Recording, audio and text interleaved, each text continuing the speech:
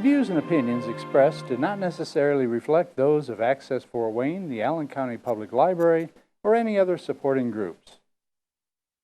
If you'd like to produce a show, call us at 260-421-1250.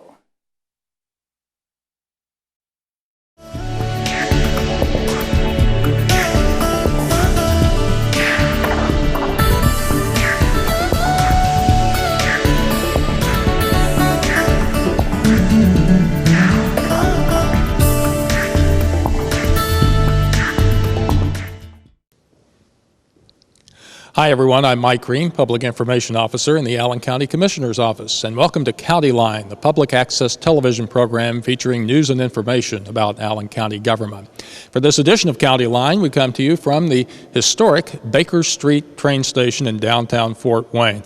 This was a place where folks would come to meet friends or family coming into town, or maybe catch a train to another destination. However, it's been about 20 years since passenger train service was available here in the Fort Wayne area.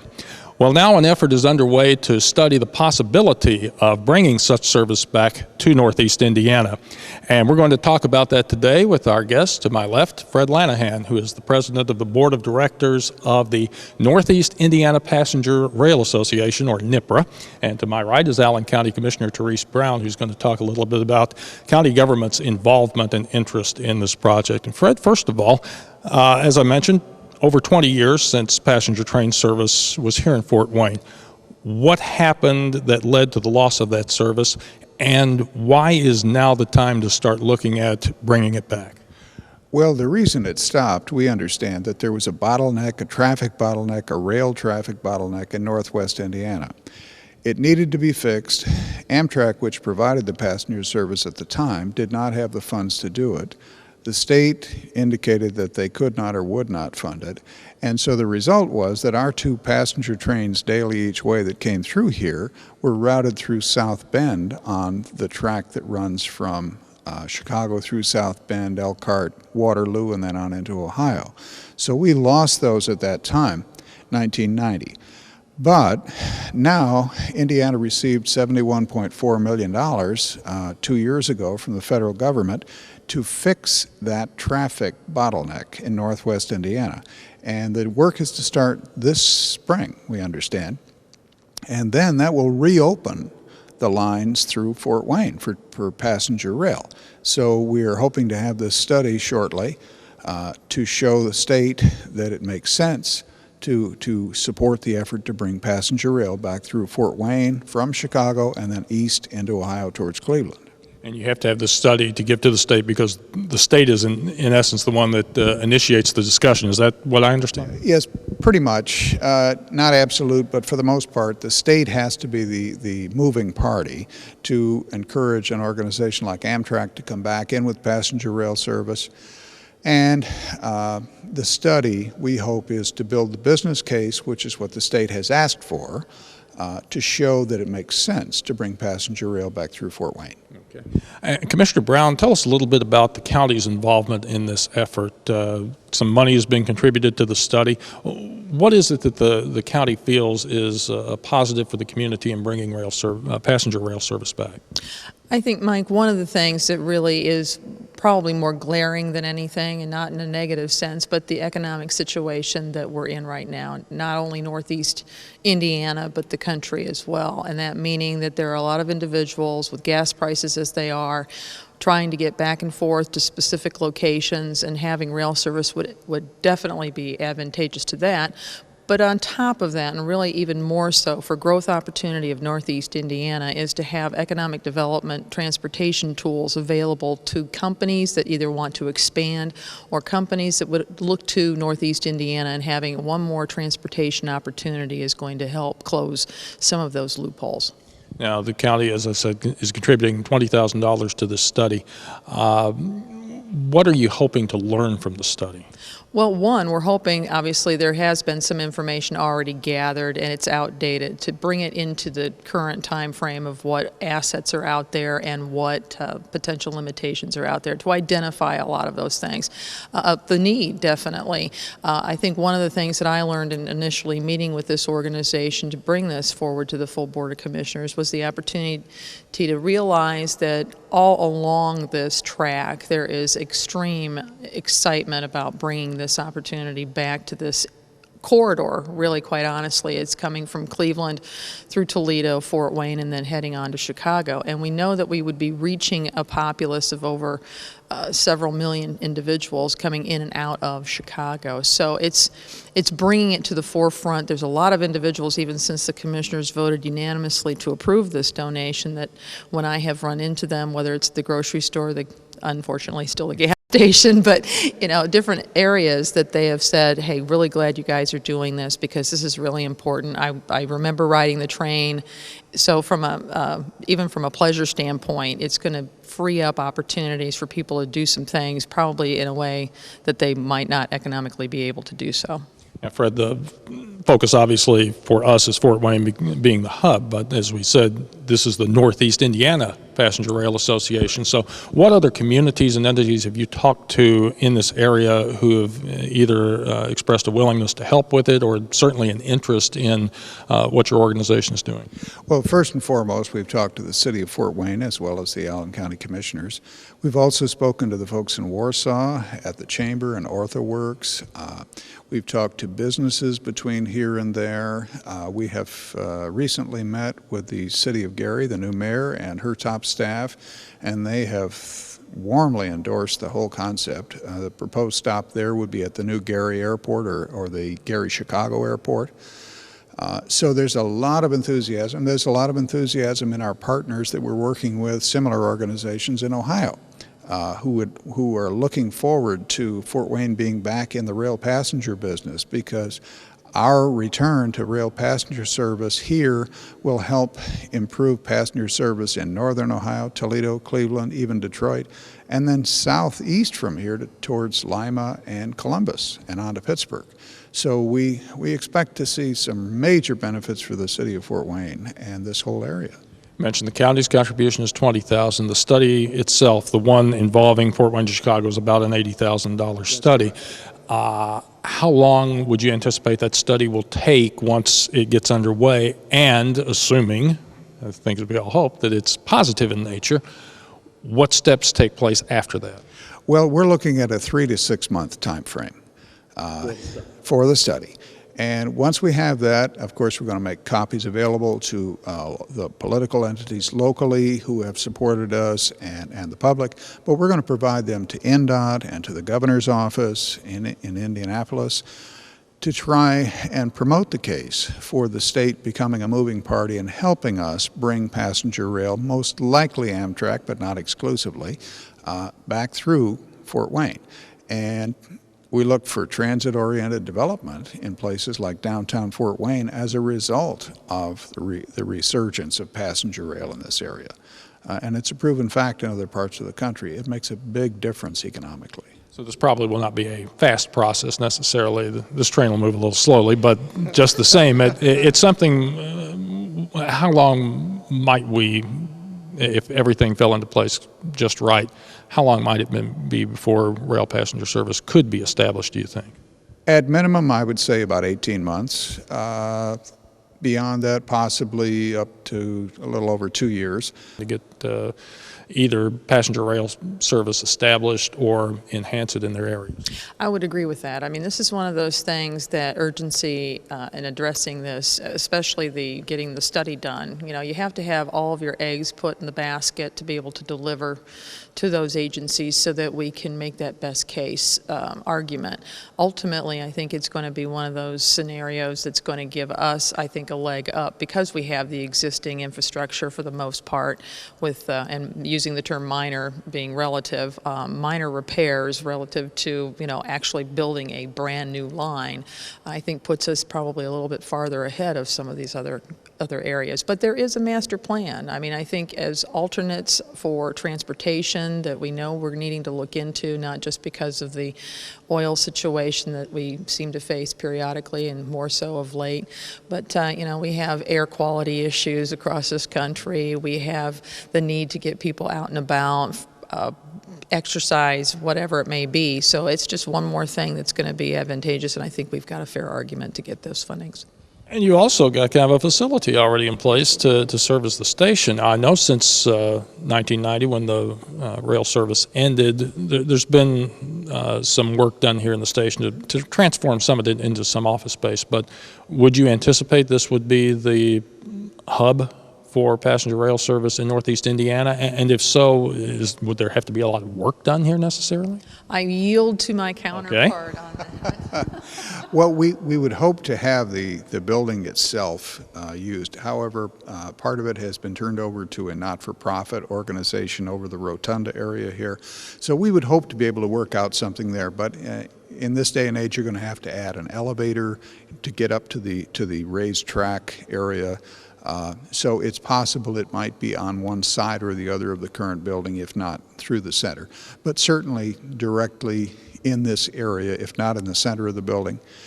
And for us, I'm in my other role, chairing the CityLink Board of Directors. We're building our CityLink transfer station across the street here, also on Baker Street, so that people can connect from a city bus service to an intercity type of travel on the train. Sounds great. And I know we focused a great deal on Fort Wayne to Chicago, but there's also interest in seeing this service potentially move eastward into Ohio and maybe even south into Indianapolis. That would be great. I mean, we were approached by Councilman Tom Smith wanting to push forward the idea of a rail running from Fort Wayne to Indianapolis. I think that's probably in the offing at some point. I don't know what infrastructure is currently available. I think it might be a readjustment and probably a greater investment, but certainly I think the push for Indianapolis wanting to come to Fort Wayne would be an excellent idea. Well, we shall await the results of the study. We'll keep our fingers crossed that it's positive and see where the effort goes from there. Fred Lanahan, thanks for joining us. Commissioner Therese Brown, thank you as well. And we will see what the future holds for potential of passenger rail service returning to Fort Wayne. Well, as revenues continue to shrink and costs continue to increase, there are a lot of county government departments which are looking to the private sector to help them continue providing services and programs for our constituents, whether it's looking to businesses to donate money or to look to individuals who are able to donate their time and talents as volunteers. One of the county government departments that relies heavily on this is the Allen County Parks Department, and we are out at Fox Island County Park, and with us today is Jeff Baxter, who's the superintendent of the Parks Department. And Jeff, first of all, thanks for sharing some time with us. Thanks for having me. As I mentioned, the Parks Department receives obviously funding from county government, but it can't cover everything that you hope to do and try to do. So tell us a little bit about how the private sector has been able to help the Parks Department out. The volunteers that we have for Allen County Parks, both here in Matea and our other two parks, have always been real supportive of us. We've got two supporting organizations, the Fox Island Alliance and the Friends of Matea, who provide volunteer hours furthering our mission both ways, but we also have just private individuals that come out and help us in many different ways, from maintenance issues, clearing out honeysuckle, pulling garlic mustard, to just sitting in the bird observation building down the pathway here and being available in case the public comes in and has a question about the birds that are at the feeder or any of the other wildlife. And they help you out also with some of the programs that you try to put on during the course of the year, throughout the year. Yeah, throughout the year, especially when it comes to school groups. Unfortunately, funding for schools has gone down a little bit, so they're not coming out as often. But when they do, we need trail guides to help us with that, and so we can split up the classes and everybody can get some more individual attention. And we have a huge amount of volunteers that help us with that, and we couldn't do it without them, just with the staff that we have. Now, you talked about the two groups that have formed that help you out with volunteers, but individuals also can volunteer volunteer. What's the process that they have to go through if they're interested in contributing some of their time to you? If they want to volunteer anywhere at either of our parks, all they got to do is they can go to our website, which has a you want to be a volunteer page on it. You can download an application there. You can call either of the nature centers, and the receptionist will put you in touch with one of the naturalists. We do have an application form that you have to fill out.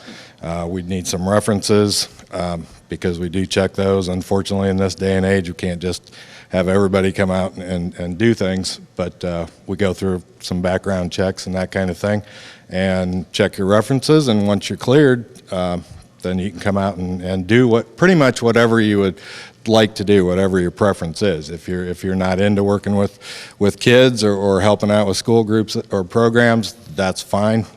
We understand that. If you like to, paint things, if you like to fix up things, if you like to, cut down bushes and haul them out for us, we're more than happy to have you help in any way we can. Yeah, people sometimes probably think, well, if I go volunteer, they're going to have me take folks around a tour, and I don't know that much about the Parks Department in the first place. But like you said, there are other opportunities to help you guys out. And many times, especially with a school group or a group of just the public, it's really nice to have just one person in the back that sort of brings up the rear and answers any just short little questions, that kind of thing. You don't have to know everything about nature. You don't have to be a naturalist. You don't have to be certified in anything. A lot of times we just need to keep people moving and that kind of thing. So having somebody in the back of a crowd a lot of times is actually more help than if you could actually do the hike itself. But of course, people who have an interest in nature or who have a love of the outdoors, this would be just ideal for them. Right. Definitely. If they have a love of the outdoors and they have a knowledge of things, wildflowers, birds, anything like that, we would love to have you here. Even if you just like to come out and sit in the nature center, with the budgets dwindling and cuts inevitable, I'm sure. There's going to come a time when we may not be able to afford to have somebody in the nature center all the time. So in order to keep the nature center open, if somebody just would like to come out and sit and answer a phone call here and there, answer questions if somebody comes in the door, that would be fantastic. So. You've also been getting quite a bit of help from the private sector, the business community, both in terms of those folks encouraging some of their employees to volunteer, and also in terms of donating money and goods, services. Yeah, we've been fortunate, especially in the last few years, definitely with Soulfest, our annual music festival that we have in May every year. Matt Anthony's Brewing Company has always been a huge supporter of that, and then they donate back to us with some of the proceeds that they make on that weekend. We've had the AEP distribution managers came out, spent 4 days out here, volunteered their time and materials to rebuild our marsh overlook. Ivy Tech's construction technology department was out here for weeks on end last year and redid our shelter roofs down at the lake, redid one of our buildings here, did a sidewalk for us at Matea. So, all these companies, just giving their time or encouraging their employees to be volunteers is huge for us. So. And you kind of shudder to think what would happen if they weren't able to help you out, what kind of situation you'd be in then. Right, because, at the same time that, we're short on staffing, then other departments are short on staffing, and if we had to rely on them to do all that work for us or to contract it out, then, then our resources are dwindling everywhere then, so. Well, hopefully people will hear about this, and if they're interested, volunteer. One thing we should touch on while we've got the opportunity, the volunteer help you get in terms of putting on some of the programs for young people. Folks may have heard late last year as the budgetary process took place in the county government that because of, well, as we said, the dwindling revenues and necessary cuts, the summer camp program that you put on in 2012 was in jeopardy because of those cuts. Right. But you've got some good news that you can tell folks about. Yeah, originally we thought we might have to cut that program altogether because our funding from the taxpayers is only for staff salaries. We generate all of our own revenue, which is why you have to pay when you come in one of our parks. But we thought we were going to have to cut that program altogether just to try to keep maintenance up, try to keep the nature centers and the parks open, we were going to have to make that tough decision. Luckily, my education staff pulled together and we figured out a way that we can have at least 3 weeks of day camp this year. Our resources will be stretched, but they feel they can do that, and I really have to thank them for stepping up to the plate on that.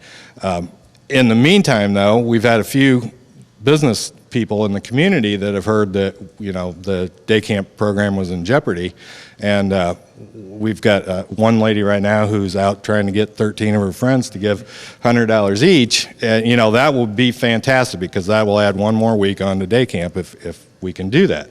Those are the kind of things that happen all the time around here. You know, somebody hears about something, and it's we live in a great community that way. Volunteerism everywhere, you know, all departments is great. Once again, here's an opportunity with the summer camps back in play now. If you're interested in helping out, get in contact with Jeff or one of the people here at the Allen County Parks Department. And again, you can go online to allencountyparks.org, where they have information about becoming a volunteer, the steps that you have to take. Jeff, thanks for joining us. And good news to hear that the summer camp will be back this year and that things are continuing to progress here at the Parks Department thanks to the help of the folks in the community. Yeah, we're going to make sure we can keep this place open and running and as many programs as we can. We don't want to get rid of any programs, and I'm sure that everybody will step up to the plate and we'll be able to do it. Thanks again, Jeff. Thank you. Well, if you're like me, you cannot wait for spring to get here, and it won't be long, just a few weeks now, and that'll be the opportunity for a lot of you to get out in your yard, do some landscaping work, maybe even putter around in a flower garden or vegetable garden that you may have at your house. We're going to talk today about some of the plans you can start making for your outdoor work and also some of the resources available to you here in Allen County at the Purdue Extension Office. And with me today is Ricky Kemry. He is Extension Educator in the Horticulture Department. And Ricky, first of all, thanks for joining us. It's good to be here. Thanks for coming by, and we'll talk a little bit about how to get spring to sprung, I guess is the best way to put it. And it really isn't too soon to start thinking about it, is it? Especially this winter, because what we've seen over the winter, obviously we've seen much warmer temperatures, and what that has meant is that more folks are interested in getting started this particular spring because of the warmer weather that we've had. Is that posing any particular problems, or could it pose some particular problems as folks start thinking about getting gardens going? I think one of the things that we've seen over the winter months here in the Extension Office are increasing number of calls about pests that overwinter better now, certain insects that shouldn't be around that are, trees and shrubs and other ornamentals that don't appear to be going into deeper dormancy than we would expect and hope for. And I guess the only thing that we can hope for is that the warm trend continues and we don't get hit with a really cold blast of Arctic air that could cause issues for folks in the early spring. The other thing that occurs is obviously the soils, as far as being wet and not workable, that may continue into the spring with the current weather patterns that we have. We'll just have to see. You hate to have hard ground to try to work with, but on the other hand, you don't want it too soggy and mushy. I mean, some of the trends that we are seeing here at the Extension Office, first of all, there are more people gardening, growing vegetables in the United States than ever in the history of the United States. And there are a couple of different reasons for that. One is, food isn't cheap, and when you have a little tougher economic times, then you tend to have more people that are growing vegetables. The other thing is there's a little bit of concern sometimes about the food source with some scares, with E. coli and other things with vegetables that have caused people to be a little more cautious. And then the whole idea of sustainability, which is growing food locally, fresh food, food that's more healthful, all of those are reasons why more folks are growing vegetables nowadays. And this isn't just a rural phenomenon. I mean, we're seeing this within urban areas and inner city. We are. I think the numbers are over 42% of the people in the United States, rural and or urban, are growing vegetables now. It has not been that high since World War II in the Victory Gardens. Okay, you mentioned a few moments ago about getting calls here. So let's talk a little bit about the resources that you folks can provide to people needing information or help. First of all, you have basically a hotline or a call center where folks can get information. Yes, and that's was created. We're standing in what I refer to as the phone response center, and it's a place where Master Gardener volunteers that I train can come in and help answer gardening questions of all sorts from homeowners and citizens and commercial folks in Allen County. Every year we answer, last year was around 6,800 calls that come into this call center. The demand has always been high from citizens in Allen County for wanting information about those subjects. And again, with the increasing number of folks that are growing vegetables, then we get lots of calls. And so the master gardeners that come in and answer calls have to go through specific training. And what happens is when a person calls the extension office at 481-6826, they're going to press option 2, and they're going to be transferred into the center where they're going to leave a message about their specific issue. Could be how to grow eggplant or some sort of pest and disease that might be on a vegetable or a flower or a tree. They may want information on, how to attract birds or butterflies into their landscape, native plants, all those things. So the master gardeners retrieve those calls, and then they'll research them, and then they call back to the citizen, usually within the same day or the next day. So we're very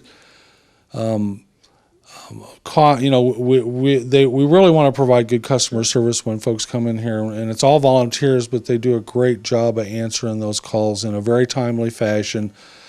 People really appreciate the service because, again, in extension, you're dealing with research-based information, not this sort of myth and rumor. Mm-hmm. And then we don't have anything to gain from giving out information. In other words, we're not trying to sell any products.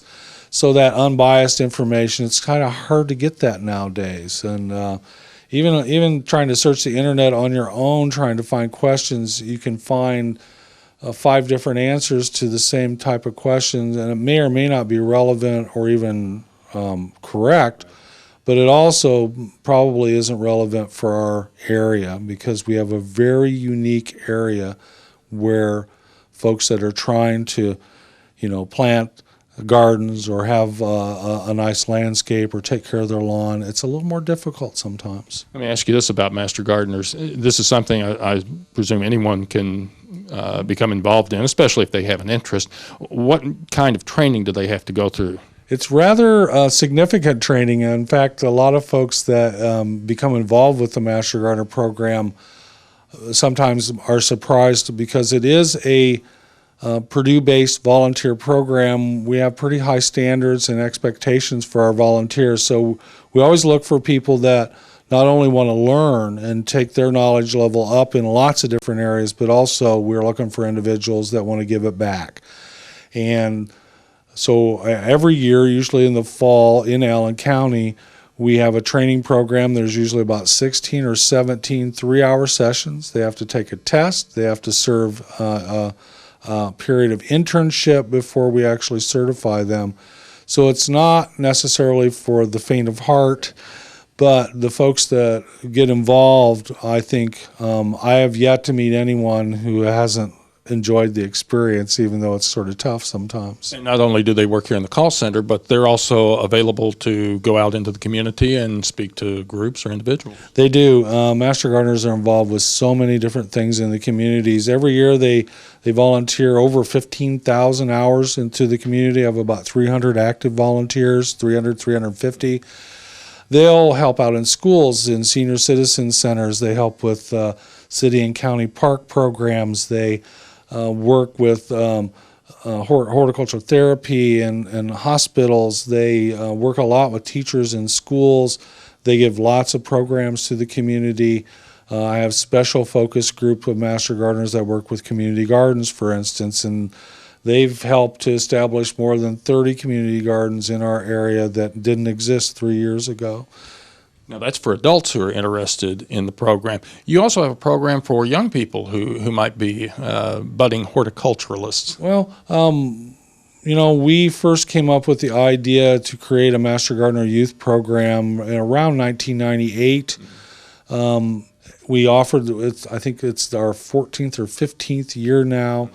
And it's really one of the more rewarding programs, I think, for Master Gardener volunteers, the adults and myself. Every year we'll take about 10 to 15 children, ages 8 to 12, and we give them a gardening plot that they plant and they maintain and they harvest. We do a lot of hands-on training with them in various subjects. They do a community service project. We spend a summer with these young adults, and the idea, of course, is so that when they do become adults, they have a big heads up on lots of different issues when it comes to gardening, pesticide use, using food, and eating fresh food, all of those things, learning about the environment and appreciating it. So it's a great program.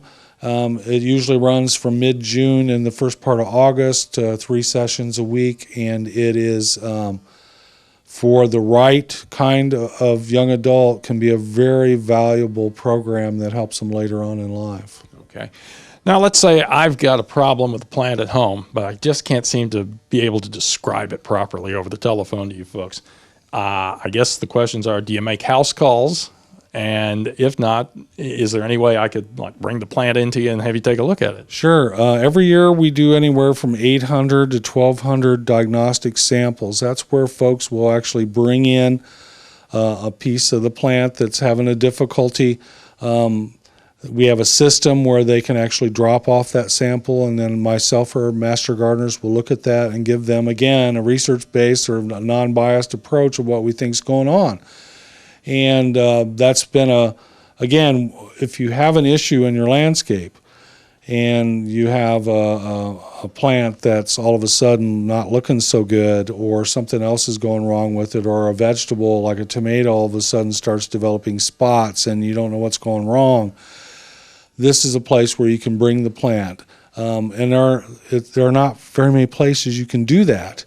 So we think it's a pretty valuable service for folks when they bring in their samples. We do charge $2 for the samples that come in, and usually, again, within 3 or 5 days, we're given a response of what we think's going on. Now, sometimes, even when we get samples or digital photographs that are sent to me or to master gardeners, we still can't figure out what's going on, and so then sometimes I might have to go do a house call. And I would assume that there are cases maybe where your problem isn't necessarily an isolated problem. Maybe it's something that's going on around in the neighborhood that you can alert others to. Yes, we see that a lot where a particular insect or a particular disease will move into our area, and then we start getting lots of samples and lots of phone calls. That's usually when we start releasing targeted news releases or some of the other newspaper, radio stuff that I do. I'll start talking about that so that folks understand that they're not alone. It's happening to other people too at the same time. We're seeing that this winter, for instance, 2 particular insect pests. First of all, bed bugs are sort of on the rise, and it's not a pleasant subject to talk about. That's usually indoors, though, a problem, isn't it? Indoors, and we do, again, where are people going to turn when they have a problem where they can't get answers? And so we get lots of calls that have to do, and samples that have to do with the interior part of the house. So bed bugs, ants, cockroaches, you name it, we get it. Never thought that I would be answering questions about that when I came here first 16 years ago, but that's a part of what we do. And oftentimes when people come here, the things that they will say is, I tried, I can't get an answer, I don't know where I can turn to get an answer, and so those folks end up here. There's also a particular pest called the brown marmoladed stink bug. It's actually a pest that's moved in from the East Coast. It has the potential to cause some economic damage and be annoying for homeowners. And so we're getting a fair number of those insects that come in. And again, when people encounter this pest, they might think that they're the only ones, but we've gotten decades of calls. Okay. While we still got a little time left, let's talk a little bit about the plant sales that you have that'll take place this spring. That's also a way to help people get started if they're looking for a good plant to put in their garden. Yeah, what we do here is to fundraise for our horticulture program and for our display gardens that surround the extension office. Those are teaching gardens so that when folks come here, they can learn about different styles of gardening, different plants, what goes wrong, what goes right. So our plant sales, we usually have 2 a year. The first one, I believe, is on May 5th.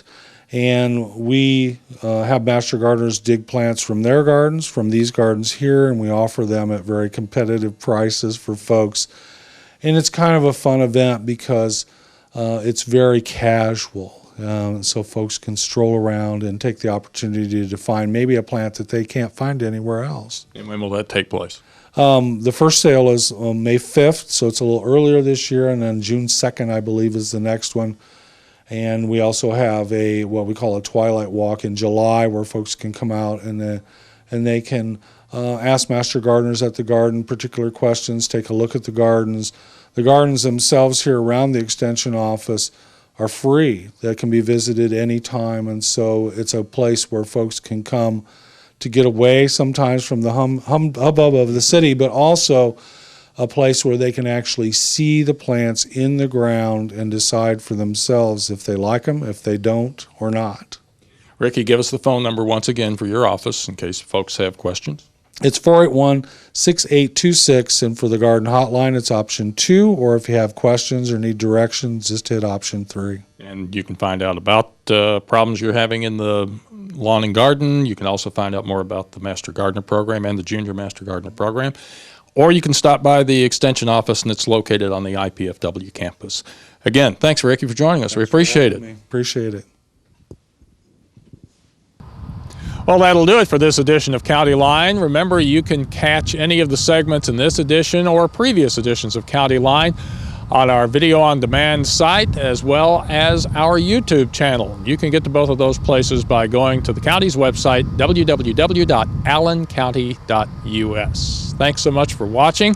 I'm Mike Green, Public Information Officer in the Allen County Commissioner's Office, and we'll see you next time on County Line.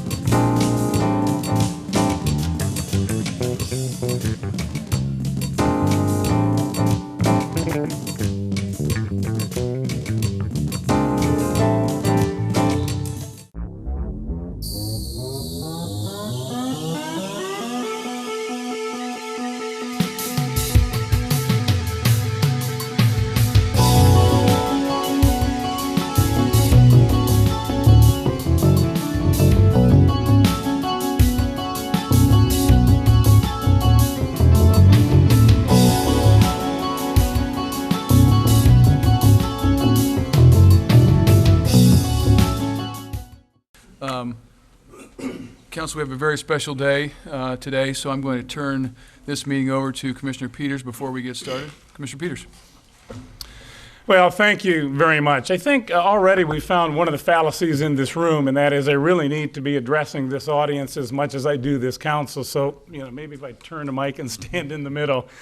We are indeed honored today to have with us Lance Corporal Brandon Long. About 2 weeks ago, he was welcomed back to Fort Wayne and Allen County from a tour of duty in the Middle East.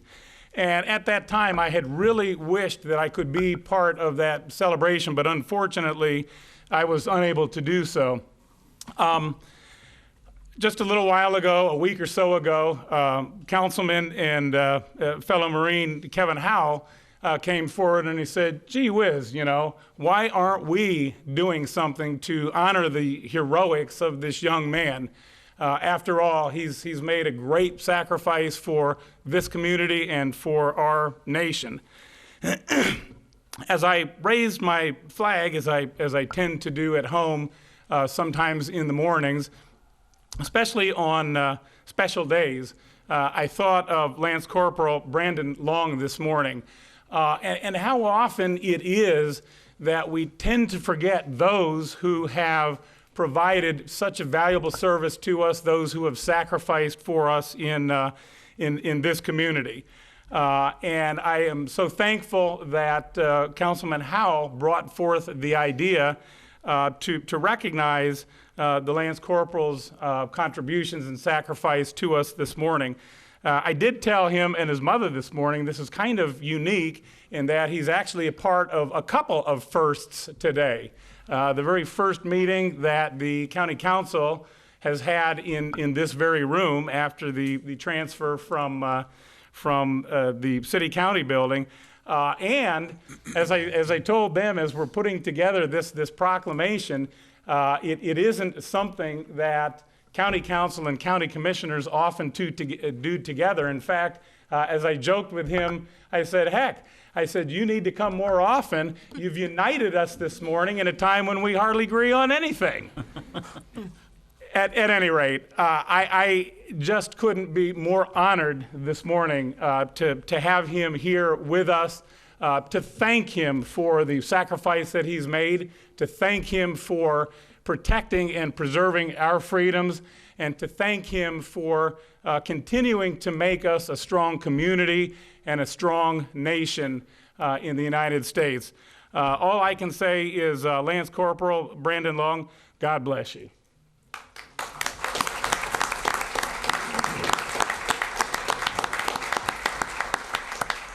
Now, we have asked Councilman Howell to read the proclamation, and I will yield the podium to him. Thank you, Mr. Commissioner, fellow commissioners, fellow council members, and members of the public. Good morning. Proclamation is as follows. Allen County Council and Board of Commissioners proclamation. Whereas, when our nation's commitment to democracy is challenged, when our national interests are threatened in times of international disaster, crisis, or war, the United States Marine Corps is the first on the scene, first to help, and first to fight. And whereas Lance Corporal Brandon Long of Fort Wayne accomplished a lifelong goal of becoming a Marine in 2009, and whereas on December 21st, 2010, while serving his country in Afghanistan, Brandon stepped on an improvised explosive device, losing both legs. And whereas Brandon continues to recover from his critical injuries and, after a brief trip home, returned to Washington, D.C. for more therapy. And whereas Allen County wishes to recognize the selfless contributions and dedications of Lance Corporal Brandon Long in service to our citizens. Now, therefore, the Allen County Council and the Board of Commissioners of the County of Allen, Indiana, hereby proclaim June 16, 2011 as Brandon Long Day in Allen County, and encourages all residents to share our overwhelming pride in the service to our nation and offer him the services of our community and our warmest welcome home. This proclamation issued by the Allen County Council and the Board of Commissioners of the County of Allen, Indiana, on the 16th day of June 2011, signed Darren E. Vogt, President, Allen County Council, F. Nelson Peters, President, Allen County Board of Commissioners. Congratulations, Marine.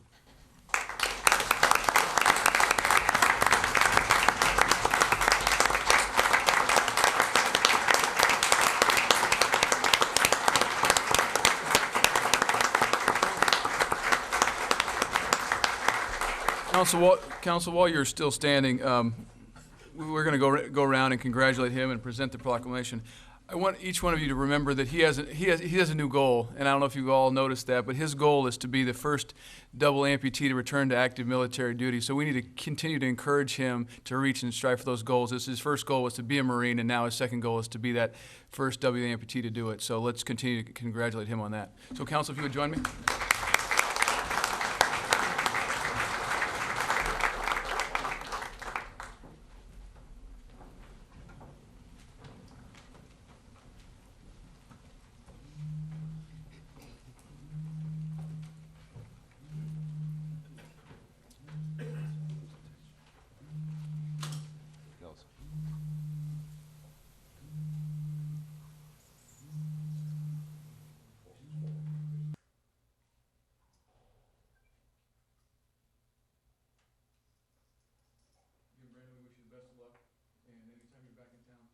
is. We would like to keep us posted on your goal. Yeah, I got one more hand.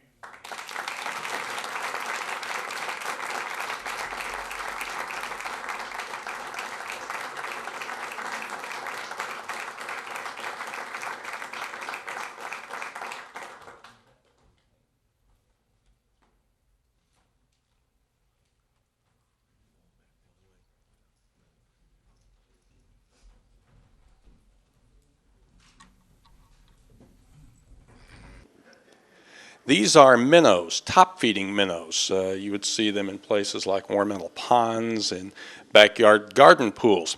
But they're not just for decoration purposes. These fish can actually help you in controlling one of summertime's biggest pests in this area, mosquitoes. With us now is Dave Feast. Dave is the head of vector control for the Fort Wayne Allen County Department of Health, where you can pick up these fish for free if you'd like. We'll talk a little bit more about how you can get those in a bit. Dave, thanks for joining us today. Thank you. Let's talk a little bit about mosquito season. The past couple of summers, we haven't had too much problem with West Nile virus showing up in our area. Do you have any indication of what we can expect this summer?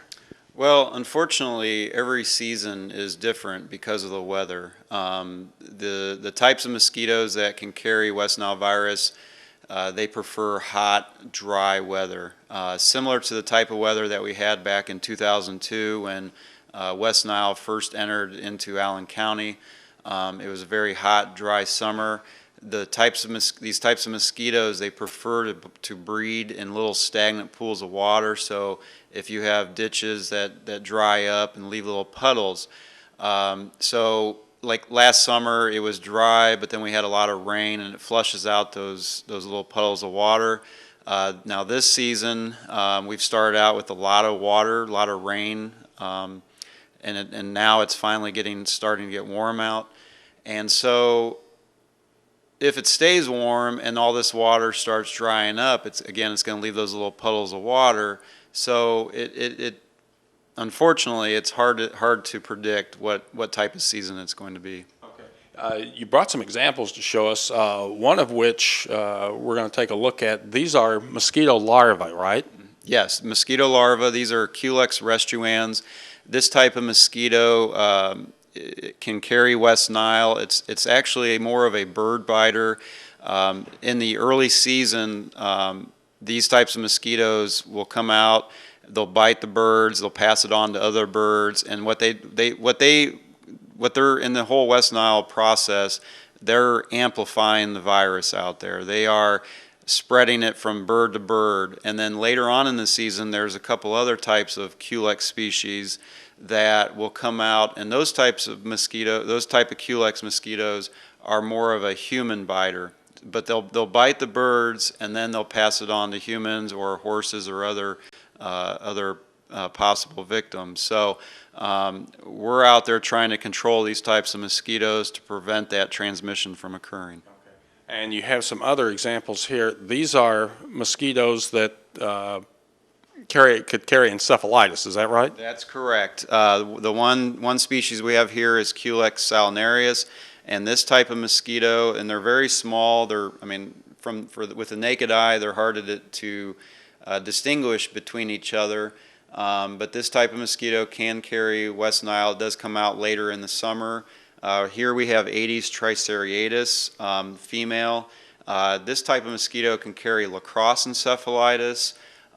It's a daytime biter. It likes to breed in tree holes and artificial containers. And unfortunately, this type of mosquito with lacrosse, back in 2006, there was a 15-year-old Northside freshman that passed away due to lacrosse. So since it is a daytime biter, if the mosquitoes are out biting during the day, we recommend that bug spray be worn.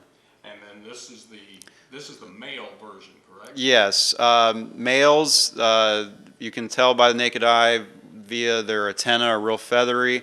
Male mosquitoes do not bite, only the females do. Females need the protein in blood to help form their eggs. Okay, so let's talk a little bit about the preventative actions that Vector Control will be taking this summer. As opposed to past summers, you're really not going to be able to deal with areas where nuisance mosquitoes are populating, right? That's correct. Historically, we maintain a list of permanent breeding sites that we've been to years and years and years and have checked and have found larva breeding. And historically, our list has been, we've had about we were checking about 1,000 sites. Unfortunately, this season, things are going to be a little different due to dwindling resources and staff, due to some budget situations. We're only going to be focusing on those sites, those breeding sites where we've historically have found the Culex mosquitoes that can carry West Nile or the Aedes tricereatus that can carry La Crosse. Nuisance breeding mosquito sites, we will no longer be checking. Now, if someone from the public calls in and says, I have this wetland behind me and it's breeding mosquitoes, we'll look up in our database to see if we've ever been there before. If we've been there and it shows that it's never bred the Culex mosquitoes, then we will inform that property owner that we will not be out, but we'll give them some recommendations on what they can do.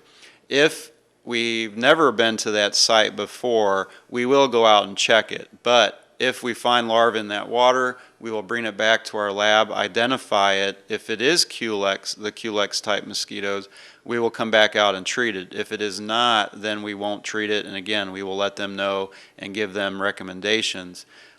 So we are only going to be focusing on these breeding sites that have historically bred the disease-carrying type of mosquitoes.